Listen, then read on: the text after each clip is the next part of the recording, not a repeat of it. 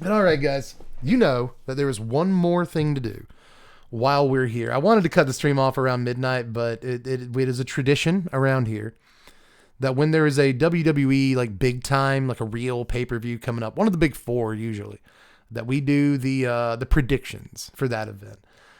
Like I say, every single time I do these, no, I do not believe wrestling is real. I'm not just generally very stupid.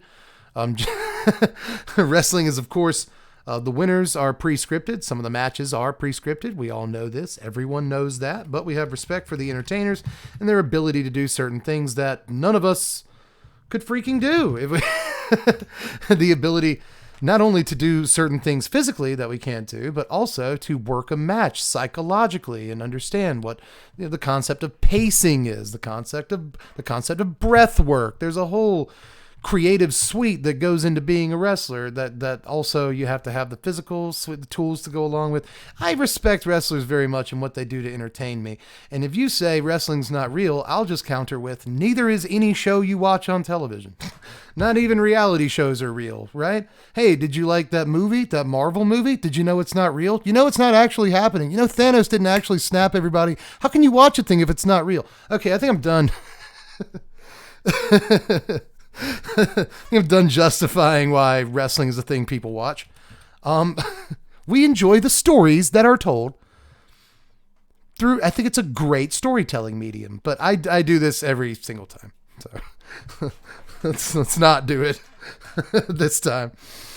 And let's go through the Wrestlemania card for WrestleMania, whichever one this is, 39 or 30, WrestleMania 39. Nailed it. Okay. Let's do this quickly. Rey Mysterio versus his son, Dominic Mysterio. If you don't watch wrestling or if you just haven't been privy to the build for this one, it's been like both disturbing and great, like at the same time. The thing is, this build, here's the disturbing bit. This build revolves around entire arenas full of 17,000 people yelling at a father to hit his son. And that is super weird. It's very weird that that's a thing, right? It's very strange. Here's why this storyline has been good.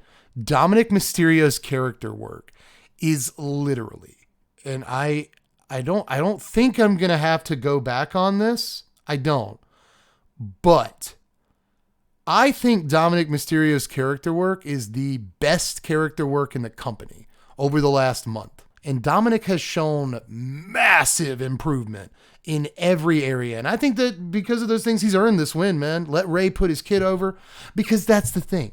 That's the thing. It's a story. This is the thing about wrestling, guys, is that this is a storyline where a father is going to fight his son. And that's weird. That's freaking weird. It's a weird storyline. But what's actually happening, if you understand wrestling, what's actually happening is beautiful. Because Rey Mysterio has been training Dominic Mysterio to wrestle since he was like 6 years old. This has been Dominic's whole life, you know. It's what matters most to him. What matters most is family. And this is literally the opposite of a father fighting his son, right? This is the ultimate culmination of everything that he's been taught, and then passing the torch the weekend that he goes into the Hall of Fame, passing the torch to his son by giving him a pinfall victory. That is beautiful. That's beautiful. And I hope that Dominic wins this match. Yeah, the one that people are waiting for, but people are already calling match of the night. IC Championship, Drew versus Fella versus Gunther. This is gonna be a big match. There's probably 900 pounds of man slapping around in this match. And the last time we saw Gunther v. Sheamus, it was Clash of the Castle match of the night, maybe match of the year. It's in contention. And yeah, Drew to the mix, you know, the chemistry him and Sheamus have working together. This is going to be a very good match. And I think I have two predictions for this. Really, there's three. There's three ways it could go. That makes it a good match because it's hard to predict, right? One way it could go, I think the least likely way, is that Sheamus wins the IC title. It's the only title he hasn't had, I believe. He wins it, has a nice little reign with it, could be fun to watch, exits the company afterwards, okay? Because he's getting on. And he's done basically everything there is to do, you know. So there's a theory that I think is least likely. Second least likely, really second most likely, both of those things, is Gunther retains. I think that Gunther could retain and continue to build his profile and build this championship. He's really legitimized in a lot of ways the IC belt, which is my favorite belt. The IC belt is my favorite belt. He's done a lot with it, you know, but I think that Drew should win this match. I shouldn't really explain it any further, but I think Drew needs a major title to build him. Oh, I see what I've done. But Drew needs a major title to kind of help build him back up so he can eventually challenge again for the big stuff. I think that a stop along the way of the IC championship would help a lot. Some speculation is if Gunther drops the belt, then he could be a good first challenger for Cody Rhodes after Cody wins. Hell in a Cell, Edge versus Finn Balor. A lot of wacky stuff predicted for this match, in case you didn't know. Edge might come out with the Brood. You only know what that is if you're like 40 years old. But we know Gangrel is already tapped for this event. Gangrel will be there, so it's entirely possible that Edge comes out as like Vampire Edge with Gangrel spitting blood and stuff. And then Finn's going to come out as the Demon with the rest of Judgment Day. So it's just going to be a very goofy Hell in a Cell match. And as good as these two guys are, right? Finn Balor, leader of Bullet Club in Japan for multiple years, one of the best wrestlers literally in the world and has wrestled everywhere in the world. Edge, the longevity of a god. He's been doing it for 25 years and he will not stop, and he's a crazy person. Cuts a wonderful promo, the King of Darkness, all that stuff. This match is going to be boring. This match, I promise you, this match is going to be intensely boring, if that's even a possibility for those two things to happen at the same time. Just not gonna, it's not, yeah, they hate each other because of reasons. Yeah, exactly.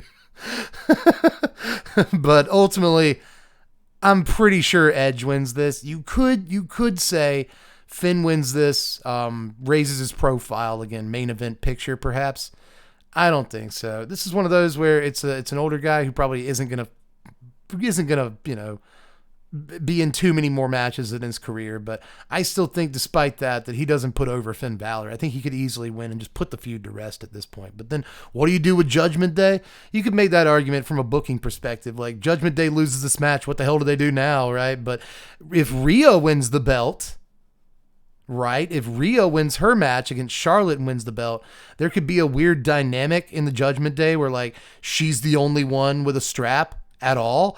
And like there could be a little fissure between, you know, her and Finn. Who's the real leader? You know, I'm the one with gold on, buddy. You lost. I won. Like, who's the leader? I think that could be cute, but I also don't really want to break apart Judgment Day. So I could easily see Finn winning. Lesnar versus Omos. Just the worst match of the night. You know it's going to be the worst match of the night. You know it.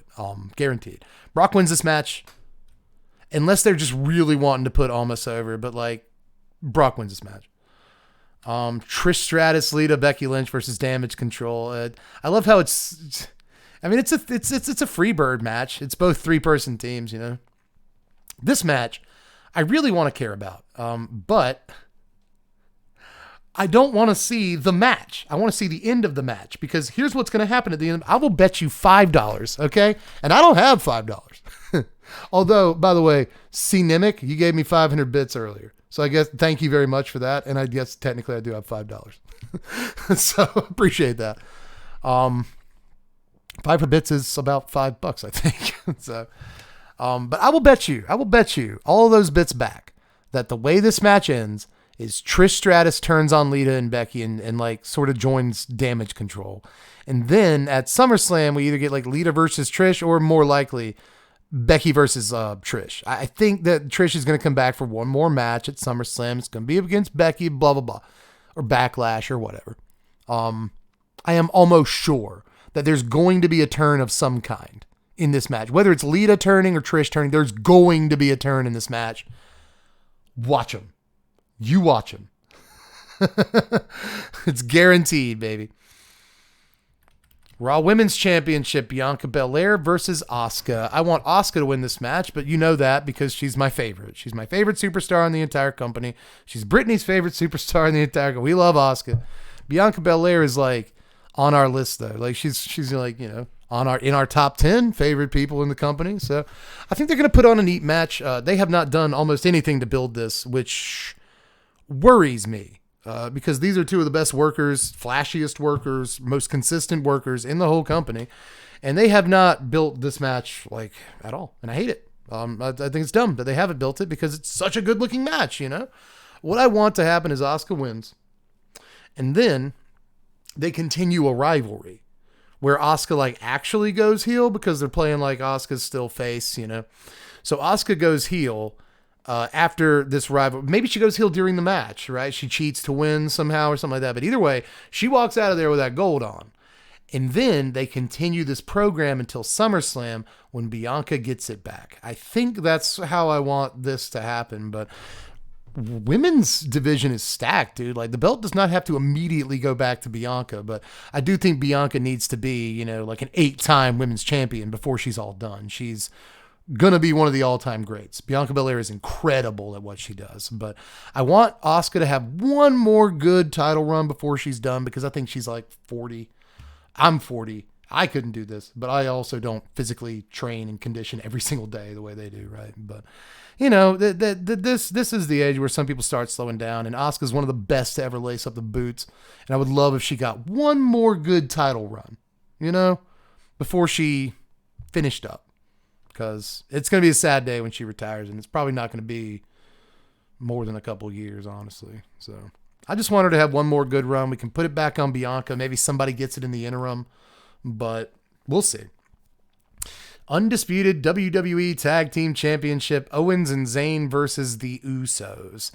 Everyone wants Zayn and Owens to win. I want Zayn and Owens to win. Zayn is another one of my favorite. I love Sami Zayn. I've loved him before it was cool. You know, I've loved Sami Zayn for like 5 years or more at this point, since El Generico, you know, much longer than 5 years. And I would love for him to win this match, but I'm going to go on record here as saying I would actually be super okay if the Usos won. I really would. I don't think they're going to. Basically like the longest tag team title reign in the history or the modern era at the very least. And it's time. I think that this will be a great like WrestleMania moment to take the belts off of them, and give them to KO and Sam. So I'm like 99% sure that Kevin and Sammy are going to win this match, and it's going to be a good moment. It's going to be a great match because all these guys can work, you know, but I'm not going to say I think they're going to keep them on the Usos, but like, as a matter of fact, I'm almost sure they won't, but I wouldn't mind. I really don't. They keep these belts on the Usos. I'm totally fine with that, dude. That's another one where they'll continue the program, right? Because like Jay and Sammy still have like unfinished business, and they'll continue the program until SummerSlam, and maybe the Usos get the belt back or something. But at some point, the bloodline has to crumble, right? And I think that involves the Usos losing the belts. Unless it doesn't. You know, like Roman could lose his belt, and the Usos retain theirs, and then suddenly it's like, again, just like Damage Control, or, you know, just like whatever, just Judgment Day. It's like only one of us has a title, you know. But let's look at Charlotte Flair, Rhea Ripley. If Rhea Ripley doesn't win this match, I'm going to turn the television off and never watch wrestling again. That's my prediction. Rhea Ripley had better win this match, dude. She had better win this match. It's really all I got to say about it. Oh God, Seth Rollins versus Logan Paul. This is maybe going to sound, in case you've never seen Logan Paul wrestle, this is going to sound a little controversial. This will be a good match. It just will. Like, Logan Paul sucks. He sucks as a human being, but like, he can work a wrestling match, dude. I mean, he's obviously put a lot of time and effort into being able to work a match. So like, he kind of can. And like, he's the perfect wrestling heel. Everyone hates him. You look at him and you hate him, but then like once you learn a little bit about him, you're like, oh yeah, screw that guy. He's just everyone. He's so easy to hate.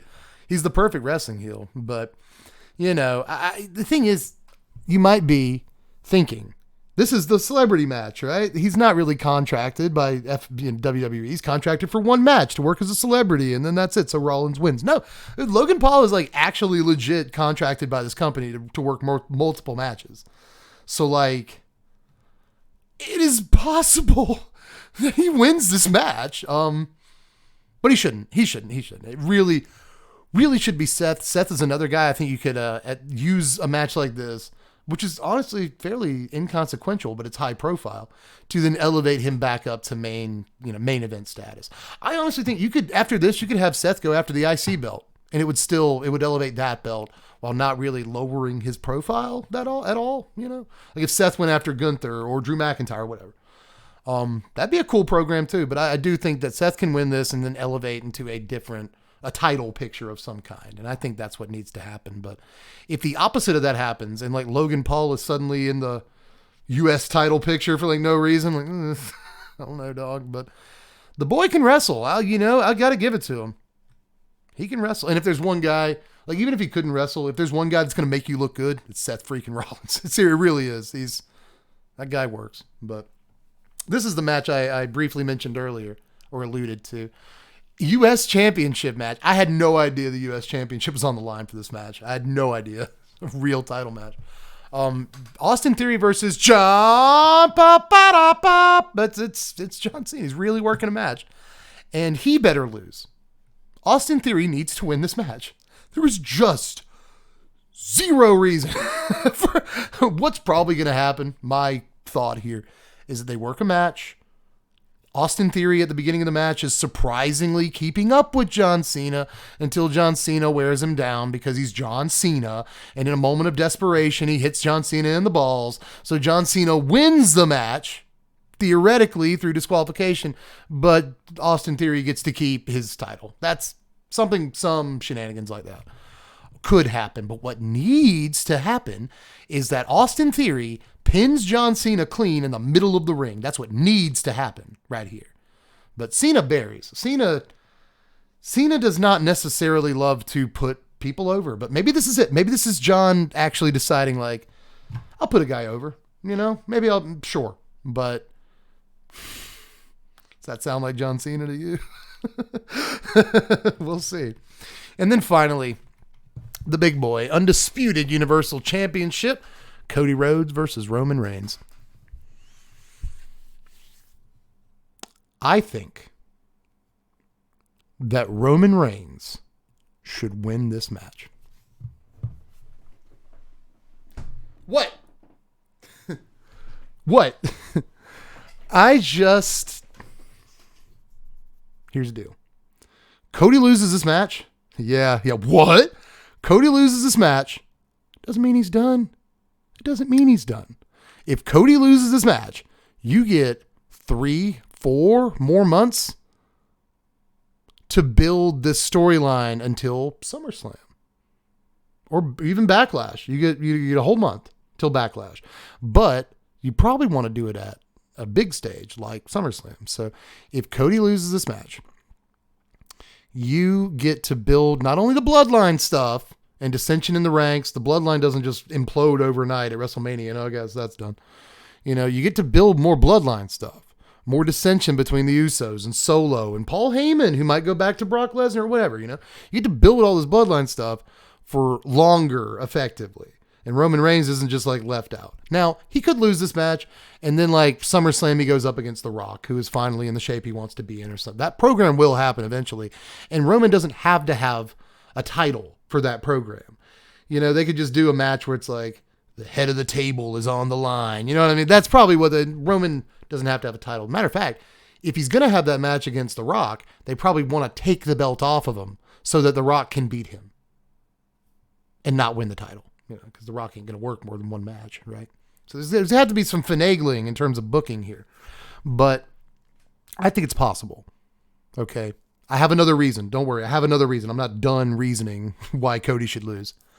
But I do think it's possible that you build this bloodline stuff a little bit longer. I want another 6 months of bloodline content. But even if we only get a couple of more until SummerSlam, I'm fine with that. Here's the real reason.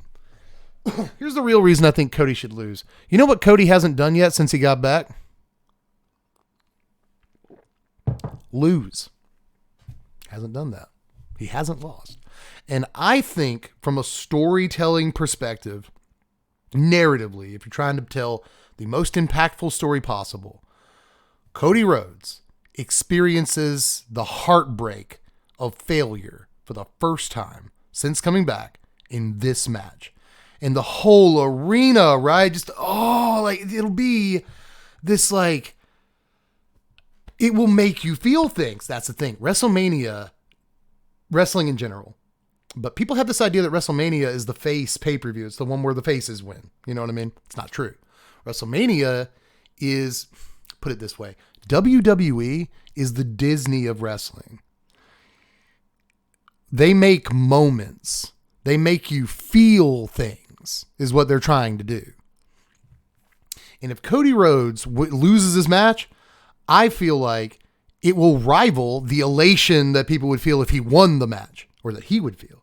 So I think that he could lose this match and it could actually tie in really well narratively as you see him deal with that failure over the next few months and build his way back up to a title shot at SummerSlam, right? And go through the sort of mental adversity, where he couldn't beat Roman Reigns. And Roman Reigns gets to kind of taunt him about that for the next 3 months. Like, this could be a great program to continue.